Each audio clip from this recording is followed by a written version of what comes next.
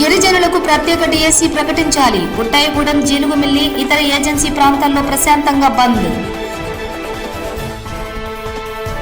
YCP హయాంలో ఆనపర్తి నియోజకవర్గంలో ఎన్నో అక్రమాలు, దౌర్జన్యాలు. ఆనపర్తి ఎమ్మెల్యే నల్లమిల్లి ఆరోపణలు. గిరిజనులకు తప్పని డోలీ కష్టాలు. ఎన్ని ప్రభుత్వాలు మారినా తీరని వెతలు. సింహాచలం ఘటనపై కూటమి ప్రభుత్వంపై మాజీ డిప్యూటీ సీఎం నారాయణ స్వామి ఫైర్. సనాతన ధర్మ రక్షకుడు నేనే అన్న పవన్ ఇప్పుడు ఏమయ్యానంటూ ఫైర్. జనగణనలో కులగణన చారిత్రాత్మకం. బీసీ సంక్షేమ సంఘం జాతీయ అధ్యక్షుడు, రాజ్యసభ ఎంపీ ఆర్ కృష్ణయ్య మెచ్చుకోరు. భావి తరాలకు ఉపయోగపడేలా అమరావతి నిర్మాణం. కాకినాడ జిల్లా టీడీపీ అధ్యక్షుడు జ్యోతుల నవీన్ కుమార్. నల్గొండ జిల్లా మిర్యాలగూడలో కేసీఆర్ కళాభారతి పేరు తొలగింపు. మాజీ ఎమ్మెల్యే భాస్కరరావు ఆధ్వర్యంలో నిరసన. భగవద్ రామానుజాచార్యుల 1008వ జయంతి తిరునక్షత్ర మహోత్సవ ప్రారంభం. పంట వ్యర్థాల నుంచి బయోగ్యాస్ ఉత్పత్తి, రైతులకు అదనపు ఆదాయం. వ్యవసాయ శాఖ మంత్రి తుమ్మల నాగేశ్వరరావు వెల్లడి. శివనామస్మరణల మధ్య తెరుచుకున్న కేదార్నాథ్ ఆలయం. సుందర అలంకారంతో దర్శనమిచ్చిన కేదార్నాథుడు. వేద మంత్రాలు, ప్రత్యేక ఆచారాలు, శివనామస్మరణల మధ్య కేదార్నాథ్ ఆలయం తెరుచుకుంది. ఆ విశేషాలను ఇప్పుడు చూద్దాం.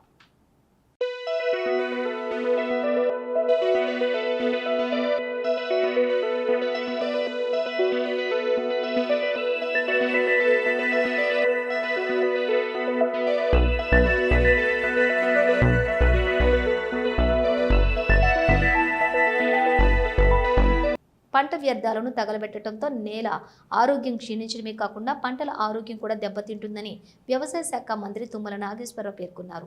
ఎరువులు, పురుగుల మందులు వాడకం పెరుగుతున్న నేపథ్యంలో వాటిని తగ్గించడంతో పాటుగా పంట వ్యర్థాల నుంచి బయోగ్యాస్ ఉత్పత్తి చేయడం ద్వారా సహజ వనరుల పరిరక్షణ జరుగుతుందని వివరించారు. ఉపాధి అవకాశాలు పెరగడంతో పాటు రైతులు పంట వ్యర్థాల నుంచి ఆదాయం పొందవచ్చునని తెలిపారు. హైదరాబాద్లో బుధవారం దక్షిణాఫ్రికాకు చెందిన బయోవేస్ట్ ఎనర్జీ సంస్థ, రాష్ట్రానికి చెందిన స్పాన్స్టెక్ ఇంజనీరింగ్స్, ఎకోమ్యాక్స్ ఎనర్జీ సంస్థల మధ్య పంట వ్యర్థాల నుంచి బయోగ్యాస్ ఉత్పత్తి చేసే ప్రాజెక్టుపై ఒప్పందం జరిగింది. కార్యక్రమంలో మంత్రి తుమ్మల నాగేశ్వరరావు, దక్షిణాఫ్రికా కాన్సులేట్ జనరల్ గిడెన్ లిబెన్ ముఖ్య అతిథులుగా పాల్గొన్నారు. ఈ సందర్భంగా తుమ్మల మాట్లాడుతూ పంట వ్యర్థాలతోటి బయోగ్యాస్ ఉత్పత్తి చేసే ప్లాంట్ల ఏర్పాటుకు ముందుకొచ్చే కంపెనీలకు రాష్ట్ర ప్రభుత్వం సహకరిస్తుందని చెప్పారు. సుమారుగా 1500 కోట్ల వ్యయంతో 20 బయోగ్యాస్ ప్లాంట్ల నిర్మాణానికి కంపెనీలు ఒప్పందం కుదుర్చుకున్నట్లుగా వెల్లడించారు. ఇటువంటి వస్తేనే మన భూమి రక్షించబడుతుంది. భూమి వల్ల మన రైతు బతుకుతాడు. రైతు వల్ల ఈ సహజ వనరులు ఏదైతే ఉన్నాయో అవన్నీ కూడా కొరత ఏర్పడుతున్నాయి. ఆయిల్ దొరకట్లేదు, గ్యాస్ దొరకట్లేదు. ప్రకృతి మీద ఆధారపడాల్సినటువంటి ఇటువంటి వాటిని మనం తయారు చేసుకుంటే మన సమాజానికి మేలు అవుతుంది. తద్వారా మన రైతుని నిలబెట్టిన వాళ్ళం అవుతాం. ఈ ఇన్నోవేషన్ వల్ల స్థానికంగా కొంతమందికి ఉద్యోగాలు రావచ్చు. దానివల్ల కొంతమంది జీవితాలు కూడా మెరుగుపడే అవకాశం ఉంది. ఇటువంటి ఇన్నోవేషన్కి పూనుకున్నటువంటి ఋత్విక్రావు గారికి ప్రత్యేకంగా నా అభినందనలు తెలియజేస్తూ, ప్రభుత్వ పరంగా సౌత్ ఆఫ్రికా, అదేవిధంగా ఇప్పుడు ఇండియా కొలాబరేషన్ తోటి చేసుకున్నటువంటి ఒప్పందాలకి తెలంగాణ ప్రభుత్వ పరంగా ఏ సహాయ సహకారాలు కావాలన్నా మా వ్యవసాయ శాఖ మీకు అందుబాటులో ఉండటమే కాకుండా రఘునందన్ గారు మీకు కావలసినటువంటి అన్ని సహాయ సహకారాలు అందిస్తారని చెప్పి ఈ సందర్భంగా విజ్ఞప్తి చేస్తూ, ఈ కార్యక్రమానికి నాకు తప్పకుండా రావాలని చెప్పి భానుగారి యొక్క ఆదేశం మేరకి ఈ అవకాశం కల్పించిన మీ అందరికీ, పెద్దల విద్యాసాగర్ రావు గారికి ధన్యవాదాలు తెలియజేస్తూ, భారతీయ సంస్కృతిలో పట్టు, హ్యాండ్లూమ్, వస్త్ర ఉత్పత్తులకు ప్రత్యేక స్థానం ఉందని Mrs classic strong and beautiful title winner Anitha అన్నారు. హైదరాబాద్ శ్రీనగర్ కాలనీ సత్యసాయిలో ఏర్పాటు చేసిన నేషనల్ సిల్క్స్ ఎక్స్పోను నిర్వాహకులతో కలిసి ఆమె ప్రారంభించారు. దేశంలోని పలు రాష్ట్రాలకు చెందిన చేనేత కళాకారులు తయారు చేసిన వస్త్ర ఉత్పత్తులు ఈ ప్రదర్శనలో ఉంచినట్లుగా తెలిపారు. ఈ ఎగ్జిబిషన్ 6వ తేదీ వరకు కొనసాగుతుంది. సతీష్ కుమార్ మేనేజర్, దీనికి నేషనల్ సిల్క్ ఎక్స్పో అనే ఎగ్జిబిషన్కి మేనేజరు. దీనికి గ్రామీణ హస్తకళా వికాస్ సమితి అనే పేరుతో ఒక సొసైటీ స్టార్ట్ చేసినాము. దీనికి వచ్చేసి గుప్తా గారు అని ఆయన secretary. Government development commissioner of handicrafts అంటే వీవర్స్కి ఒక ఐడెంటిటీ కార్డు ఇస్తారు central government. Weavers all over India weavers అందరూ కలుసుకొని ఒక సొసైటీ స్టార్ట్ చేసాం. ఇప్పుడు మనం ఆంధ్రప్రదేశ్ని ఎత్తుకున్నామంటే మంగళగిరి అని ఉంది, గద్వాలు కరంకారి ఉంది, తెలంగాణ ఎత్తుకుంటే పోచంపల్లి, గద్వాలు, తమిళనాడు ఎత్తుకుంటే కంచిపట్టు. ఇప్పుడు చూడండి, ఇప్పుడు ఇవన్నీ డ్రెస్సులు సూట్స్. ఈ పక్క వచ్చేసి పోచంపల్లి అతను, తెలంగాణ అతను పోచంపల్లి శారీస్ అనేసి, వెనకాల వచ్చేసి సిరిజ హ్యాండ్లూమ్, ఇది కలకత్తా వెస్ట్ బెంగాల్ అంటే బొటేక్ అని, ట్రస్సర్ అని, కలకత్తాలో అయితే శాంతినికేతన్ శారీస్ అని చాలా వెరైటీస్ అక్కడ తయారవుతాయి. ఇప్పుడు మహారాష్ట్ర ఎత్తుకుంటే పైతాని, గుజరాత్ ఎత్తుకుంటే పటోలా, కాటన్ పటోలా, రాజస్థాన్ ఎత్తుకుంటే suits, saris, dress materials, Chanderi, MP ఎత్తుకుంటే చందేరి. ప్రతి స్టేట్ నుంచి అంటే ప్రతి స్టేట్లో ఉత్పత్తి అయ్యే ప్రతి ఒక్కటి శారీస్, సూట్స్, హ్యాండ్లూమ్లో అంటే కాటన్, సిల్క్లో తయారయ్యే ప్రతి సీట్స్. ఇప్పుడు మనకు మ్యారేజ్ సీజన్ ఇప్పుడు స్టార్ట్ అయింది కాబట్టి హైదరాబాద్లో ఇంకా పిల్లలకి సెలవులు అన్నీ వచ్చి జాతరల సీజన్ స్టార్ట్ అయింది కాబట్టి హైదరాబాద్ నివాసులు అందరూ వచ్చి సత్సాయి నిగంలో ఈరోజు స్టార్ట్ అయింది 1 నుంచి 6 వరకు, మే 1 నుంచి 6 వరకు, మార్నింగ్ 11 AM to 8 PM. ఆ కుటుంబాలకు వైకాపా నుంచి ముప్పు. కాకినాడ జిల్లా దోమాడ గ్రామంలో R&B రోడ్డు పక్కన ఇళ్లు కోల్పోయి నిరాశ్రయులైన 5 కుటుంబాల వారికి వైసీపీ నేతలతో ముప్పు ఉందని ఆనపర్తి ఎమ్మెల్యే నల్లమిల్లి రామకృష్ణారెడ్డి పేర్కొన్నారు. కాకినాడ జిల్లా బీజేపీ కార్యాలయంలో ఆయన మీడియాతో మాట్లాడుతూ గతంలో వైసీపీ హయాంలో ఆనపర్తి నియోజకవర్గంలోని ఎన్నో అక్రమాలు, దౌర్జన్యాలు జరిగాయని, సూర్యనారాయణ రెడ్డి చేసిన అవినీతి నిరూపించడానికి తాను సిద్ధంగా ఉన్నానని ఆయన బహిరంగ చర్చకు రాగలరా అంటూ సవాల్ విసిరారు. ముందుగా అందరికీ మేడే శుభాకాంక్షలు తెలియజేసుకుంటూ ఉన్నా. ఇటీవల కాలంలో కాకినాడ జిల్లా పెదపూడి మండలం దోమాడ గ్రామంలో జరిగిన సంఘటనని వైఎస్ఆర్సీపీ నాయకులు తప్పుగా చిత్రీకరించి కూటమి ప్రభుత్వం పైన, నా పైన వ్యక్తిగతంగా దోషణలకు దిగుతూ అవాస్తవాలు ప్రచారం చేస్తూ ఉన్న నేపథ్యంలో ఒక్కసారిగా వాస్తవాల్ని మీ ద్వారా ప్రజల దృష్టికి తేవడం కోసం ఇక్కడ కూటమి నాయకులందరం కలిసి మీ ముందుకు రావడం జరిగింది. ముఖ్యంగా మరి మొట్టమొదటిగా మా మాజీ శాసనసభ్యులు డాక్టర్ సత్తి సూర్యనారాయణ రెడ్డి గారు ఇటీవల కాలంలో దోమాడలో పత్రికా సమావేశం, మీడియా సమావేశం నిర్వహించి దానిలో ఆంధ్రప్రదేశ్ రాష్ట్రానికి వైఎస్ఆర్సీపీకి ఒక కొత్త అధ్యక్షుడిని ప్రకటించడం జరిగింది. జక్కంపూడి రాజా గారిని ఆంధ్రప్రదేశ్ రాష్ట్ర వైఎస్ఆర్సీపీ అధ్యక్షుడిగా వారు ప్రకటించారు. ముందుగా జక్కంపూడి రాజా గారికి హృదయపూర్వకంగా రాష్ట్ర వైఎస్ఆర్సీపీ అధ్యక్ష బాధ్యతలు స్వీకరించినందుకు వారికి మొట్టమొదటిగా హృదయపూర్వకంగా కూటమి తరఫున అభినందనలు తెలియజేసుకుంటూ ఉన్నా. అదేవిధంగా పాపం మరి సూర్యనారాయణ రెడ్డి గారు చెప్పాల్సింది జగన్మోహన్ రెడ్డి గారి పరిస్థితి ఏమిటి? వారిని ఏమైనా జాతీయ స్థాయికి, అంతర్జాతీయ స్థాయికి పంపించారా, లేకపోతే వైఎస్ఆర్సీపీ నుంచి మొత్తం వారిని తొలగించారా అనేది కూడా మరి రేపు స్పష్టం చేయమని కోరుతా ఉన్నా. ప్రత్యేక డిఎస్సి ప్రకటించాలని ఏజెన్సీ బంద్. ఏలూరు గిరిజనులకు ప్రత్యేక డిఎస్సి ప్రకటించాలని డిమాండ్ చేస్తూ పలు గిరిజన సంఘాలు ఏజెన్సీ బంద్కి పిలుపునిచ్చాయి. బంద్లో భాగంగా బుట్టాయిగూడెం, జిలుగుమిల్లి, ఇతర ఏజెన్సీ ప్రాంతాల్లో ప్రశాంతంగా బంద్ కొనసాగింది. పలు వర్తక సంఘాలు తమ దుకాణాలను మూసివేసి స్వచ్ఛందంగా బంద్లో పాల్గొన్నాయి. సిపిఎం పార్టీ రాష్ట్ర కమిటీ సభ్యురాలని ఈరోజు ఏదైతే మన్యం బంద్కు పిలిపించారో ఆదివాసీ సంఘాలకి సిపిఎం పార్టీ పూర్తి మద్దతు తెలియజేస్తా ఉంది. ఈరోజు ఎన్నికల ముందు అయితే హామీలు బ్రహ్మాండంగా ఇచ్చారు. ఈరోజు ఎన్నికల ముందు హామీలను నెరవేర్చాలనేసి గిరిజన సంఘాలు బంద్ నిర్వహిస్తా ఉన్నారు. సిపిఎం పార్టీగా మెయిన్ డిమాండ్ చేసేది ఏజెన్సీ ప్రాంతాల్లోని ఉద్యోగాలు కూడా స్థానిక గిరిజనులకే ఇవ్వాలి, అట్లనే ఉపాధ్యాయ పోస్టులను కూడా స్థానిక గిరిజనులకే ఇవ్వాలనేసి మేము సిపిఎం పార్టీగా ప్రభుత్వాన్ని కోరుతా ఉన్నాం. ఈరోజు గిరిజన డిఎస్సి సాధన కమిటీ పేరుతో రాష్ట్ర వ్యాప్తంగా మన్యం బంద్ జరుగుతూ ఉంది. ఈ బంద్ ప్రధాన ఉద్దేశం ప్రభుత్వం నోటిఫికేషన్ ఏదైతే ఉందో ఆ ఇచ్చిన మెగా డిఎస్సిలోని గిరిజనులకు తీవ్రమైన అన్యాయం జరుగుతూ ఉంది. కాబట్టి గిరిజనులకు ప్రత్యేక డిఎస్సి ద్వారా ఉద్యోగాలు భర్తీ చేయమన్నది ప్రధానంగా కోరుతూ కేంద్ర ప్రభుత్వం జనగణనలో కులగణన చేయాలని తీసుకున్నటువంటి నిర్ణయాన్ని చారిత్రాత్మకమని బీసీ సంక్షేమ సంఘం జాతీయ అధ్యక్షులు రాజ్యసభ ఎంపీ ఆర్ కృష్ణయ్య అన్నారు. బషీర్బాగ్ ప్రెస్ క్లబ్లో ఏర్పాటు చేసిన సమావేశంలో ఆయన మాట్లాడుతూ పీఎం మోదీని 40 బీసీ కుల సంఘాల హర్షం అభినందించాయని తెలిపారు. 1931 తర్వాత మొట్టమొదటిసారిగా సాహసపూర్వకంగా తీసుకున్నటువంటి ఈ నిర్ణయం బీసీల చిరకాల డిమాండ్ను గౌరవించిందన్నారు.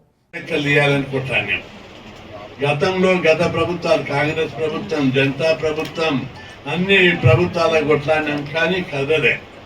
మోడీ గారు వచ్చిన తర్వాత కూడా చాలా ధర్నాలు చేశాం, బీజేపీ పార్టీకి విజ్ఞప్తులు చేశాం. అందరూ మూడు లేదు పార్టీకి చేయరనుకున్నారు. మొన్న నేను అమిత్ షాని కలవందరే మా అమిత్ షా కలిసి కొన్ని ఎత్తుగడలతో మాట్లాడాను. మన చెప్పొద్దు బయట యూస్ చెప్పలేను, కానీ ఆయనను కన్విన్స్ చేసే మాటలు చెప్పండి కన్విన్స్ అయ్యిండు. తప్పనిసరిగా మనకు రిజల్ట్ కనిపిస్తుంది మీ అందరికీ. విజయనగరం జిల్లా శృంగవరపుకోట మండలం రేగా పుణ్యగిరి గిరిజనులకు డోలిమూత కష్టాలు తప్పేటట్లు లేదు. రేగ పుణ్యగిరి గ్రామానికి చెందిన పంగి సీతమ్మ అను గర్భిణి పురిటి నొప్పులతో బాధపడుతుండగా భర్త నర్సింగ్రావు మరికొందరు సహాయంతో డోలుమూత సహాయంతో ప్రభుత్వ ఆసుపత్రికి తరలిస్తున్న తరుణంలో మార్గమధ్యంలోనే సీతమ్మ ప్రసవించింది. ఇది తెలుసుకున్న ఎస్ కోట నియోజకవర్గం జనసేన నేత వచ్చి వబ్బిన సన్యాసి నాయుడు 108 అంబులెన్స్కు ఫోన్ చేసి వెనువెంటనే సహాయక చర్యల్లోని పాల్గొని ఆసుపత్రికి గర్భిణిని తరలించారు.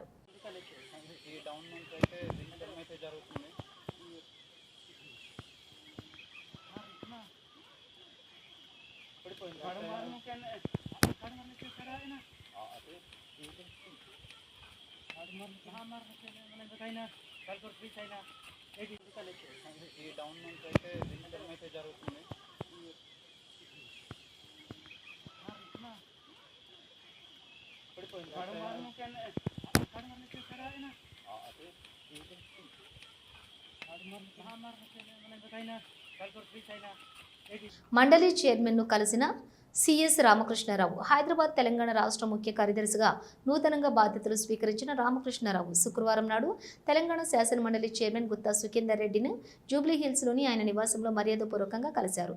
ఈ కార్యక్రమంలో తెలంగాణ రాష్ట్ర dairy development corporation chairman Gutha Amit Reddy, Telangana legislature secretary doctor Narasimhacharyulu పాల్గొన్నారు.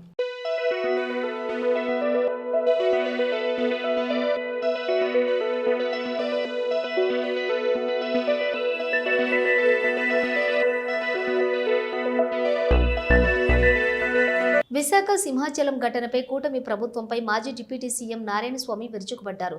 ఈ సందర్భంగా ఆయన వెదురుకుప్పంలో మండలంలోని మాట్లాడుతూ సనాతన ధర్మ రక్షకుడు నేనే అన్న పవన్ ఇప్పుడు ఏమయ్యాడు? నాసిరకపు పనులు నిర్మాణం చేపట్టి భక్తుల ప్రాణాలతో చెలగాటమాడతారా అని ప్రశ్నించారు. మృతుల కుటుంబ సభ్యులు కన్నీటి ఘోష చంద్రబాబు, పవన్ కళ్యాణ్కు వినపడలేదా అన్నారు. రోజు అనగా ఏప్రిల్ 30 తేదీ తెల్లవారుజామున సింహాచలంలో చందన దినోత్సవం అనేది సంవత్సరానికి ఒక తూరు జరుగుతుంది. చందన దినోత్సవం అంటే చందనంతోనే ఆ నృసింహస్వామిని పూర్తిగా చందనంతోనే నింపుతారు. అది ఒక సంవత్సరం వరకు దాన్ని ఎవరు కూడా టచ్ చేయరు. ఏ దర్శనం కూడా చందనం దర్శనంతోనే చేసుకుని వెళ్ళిపోతారు. కానీ సంవత్సరానికి ఒక తూరి ఈ చందనం అనే దాన్ని పూర్తిగా తీసేసి నిజ స్వరూపాన్ని చూపిస్తారు.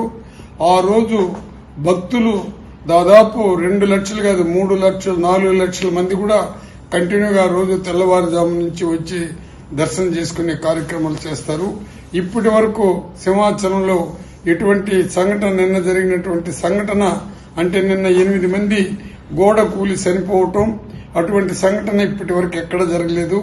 ఆ గోడ కూడా ఏ విధంగా కూలిందంటే కనీసం 10 రోజుల ముందు గోడ 5-6 రోజుల ముందు గోడ కట్టడం, దానికి సిమెంట్ వేసారా మట్టి వేసారా కాంట్రాక్ట్ ఇచ్చినారా ఎవరు చేసినారు అనేది లేకుండా వాళ్ళకి కావాల్సిన వ్యక్తులకు ఇస్తే గబగబాని గోడ కట్టడం, అక్కడ భక్తులను డైవర్ట్ చేస్తే భక్తులు అక్కడ గోడ కింద పడి చనిపోవటం.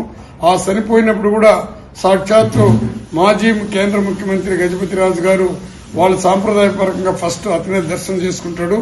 ఆ సంఘటన జరిగినప్పుడు ఆయన గుళ్ళే ఉండడు, భరత్ గారు గుళ్ళే ఉండరు, పల్లా శ్రీనివాసులు ఉండరు. వాళ్ళందరూ కూడా ఏమి జరిగిందని కూడా దాన్ని పర్యవేక్షించలేదు. అక్కడనే మన హోమ్ మినిస్టర్ గారు కూడా ఉండరు. ఆమె కూడా హోమ్ మినిస్టరే, కానీ దళిత హోమ్ మినిస్టర్ కాదు. ఆమె మన రాష్ట్రానికి హోమ్ మినిస్టర్. ఆమె ఎంతసేపు ఆ గోడ ఎప్పుడు కట్టినారు, అంతకుముందు ఆమె స్టేట్మెంట్ ఏ విధంగా ఉంది, గోడ ఎప్పుడు కట్టినారు, ఎవరు పీరియడ్లో కట్టినారు అని చెప్పేసి మాట్లాడింది.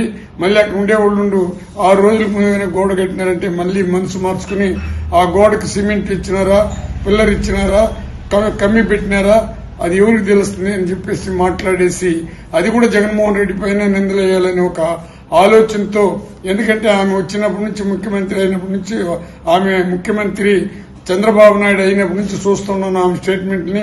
ఎంతసేపు చంద్రబాబు మన్నన పొందాలా, ఆయన విశ్వాసాన్ని పొందాలంటే కేవలం జగన్మోహన్ రెడ్డిని తిట్టే తప్ప వేరే వాళ్ళు ఏ విధంగా చేసినా గానీ ఆయన పట్టించుకోరు. జగన్మోహన్ రెడ్డిని తిట్టే సంతోషపడతాడనే దృక్పథంతో వేదికను పరిశీలించిన మంత్రి నారాయణ అమరావతి ప్రధానమంత్రి నరేంద్ర మోదీ ఏపీలో పర్యటించనున్నారు. మే 2న అమరావతి పునర్నిర్మాణ పనులకు పీఎం శంకుస్థాపన చేయనున్నారు. రోడ్ షోతో పాటుగా బహిరంగ సభలో మోదీ పాల్గొననున్నారు. ఈ సందర్భంగా సచివాలయం వెనుక ఏర్పాటు చేసిన ప్రధాని బహిరంగ సభ వేదిక వద్ద ఏర్పాట్లను పురపాలక శాఖ మంత్రి నారాయణ అధికారులు పరిశీలించారు. అనంతరం మంత్రి మాట్లాడుతూ ప్రధాని పర్యటన ఏర్పాట్లను పూర్తయ్యాయన్నారు.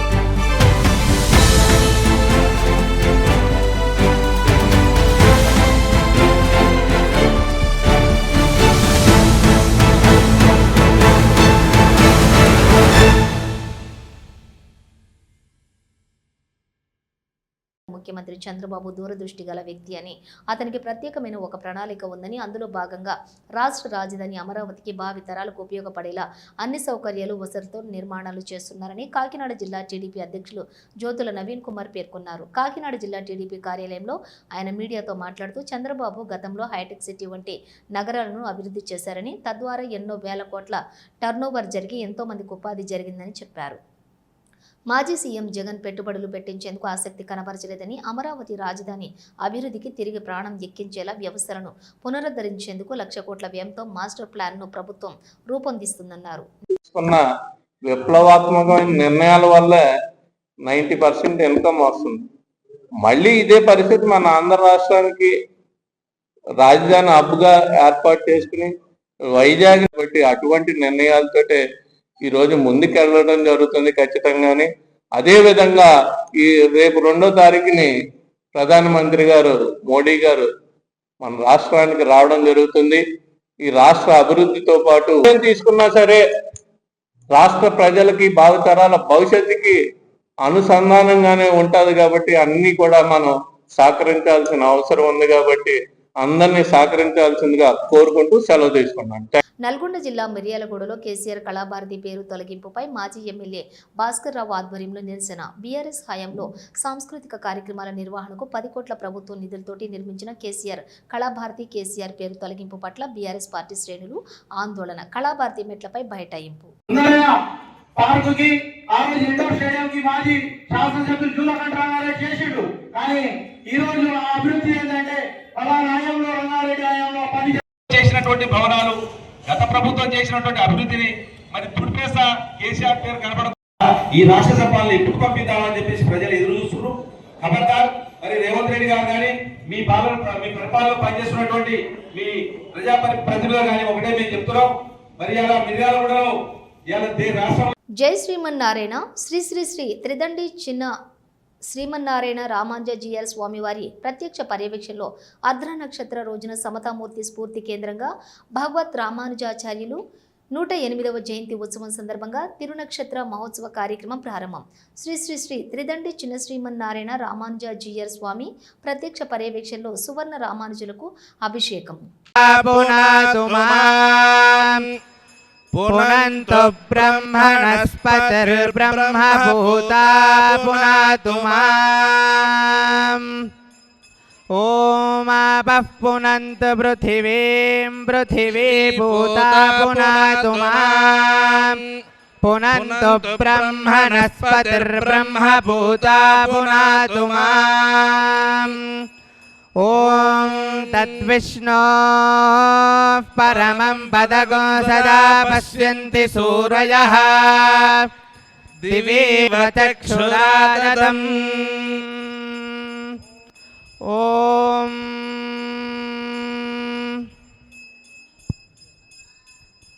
ఓం తద్విష్ణో పరమం పదగో సదా పశ్యంతి సూరయః దివేవ చక్షురాదతం.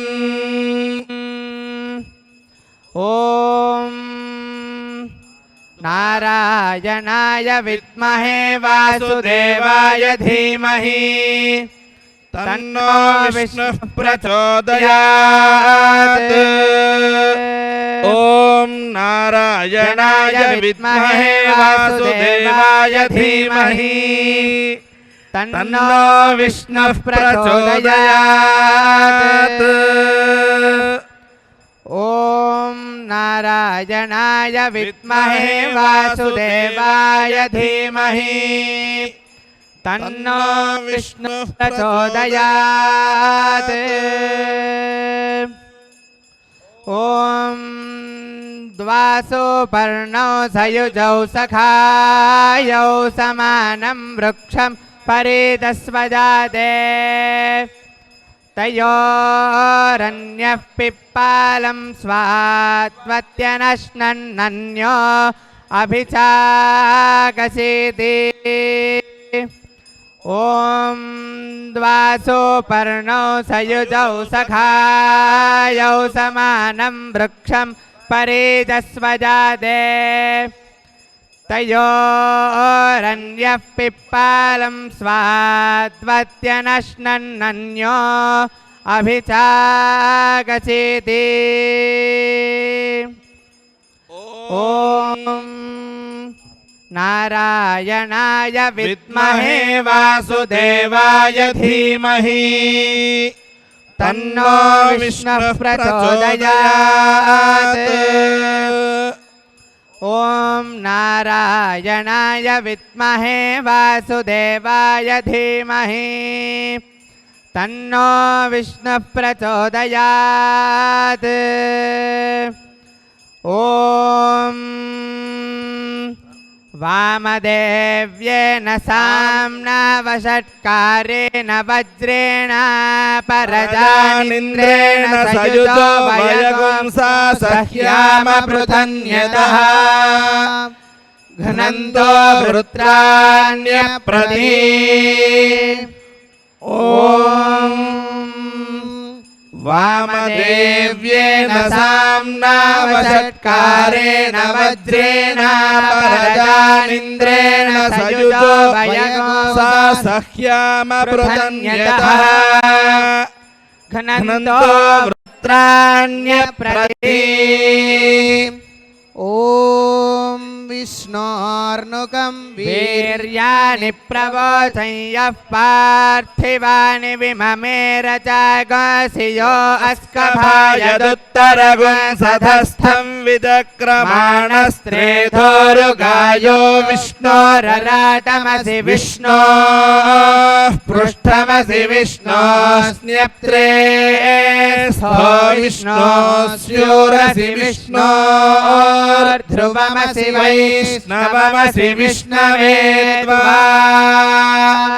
ॐ ब्रदद्विष्णुस्तव देवीर्याय मृगो न भीमः कुचरो गिरिष्ठाः यस्योरुषु त्रिषु विक्रमणेषु अधिक्षियन्ति भुवनानि विश्वा ॐ न ते विष्णो जायमानो न जातो देवा महिम्नः पारमन्थामापः उदस्तभ्नानाकामृष्वं बृहन्दम् प्राचीं ककुभं पृथिव्याः ॐ आपोहिष्ठामयो भुवस्तान ऊर्जे दधातना महेरणाय चक्षसे यो वः शिवतमोरसस्तस्य भाजयते हनः उषतीरिव मातरः तस्मा अरङ्गमामवो यस्य क्षयाय जिन्वथा आपो जनयथा जनः ॐ अतो देवा अवन्तु नो यतो विष्णुर्विचक्रमे पृथिव्या सप्तधामभिः ॐ सन्नो मित्रः संवरुण. ఇవి బులెటిన్ విశేషాలు. మరో బులెటిన్తో మళ్ళీ కలుద్దాం. అంతవరకు చూస్తూనే ఉండండి న్యూస్.